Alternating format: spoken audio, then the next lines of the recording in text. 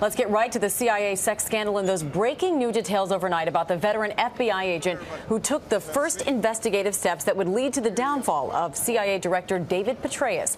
ABC's Brian Ross has been tracking the very latest on this story. Brian, good morning. Well, good morning, Amy. The identification of the agent overnight was another piece of the Petraeus case puzzle falling into place.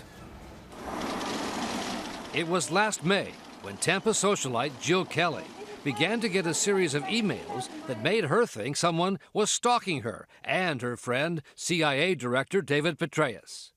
So Kelly went to an FBI agent she knew personally, 47-year-old Fred Humphries, whose lawyer now tells ABC News Humphries was the agent who helped launch the investigation and then later went to Congress when he thought there was a cover-up.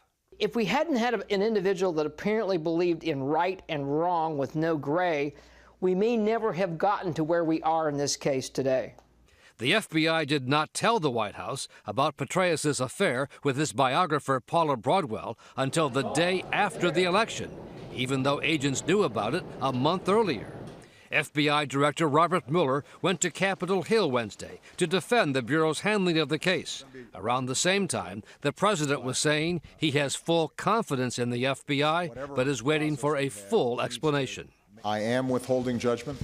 But even as FBI agents continued to investigate the classified documents found in the computer of Petraeus' mistress, the president said he knew of no security lapse. I have no evidence at this point, from what I've seen. But the Department of Defense has now revoked the security clearance that was held by Paula Broadwell.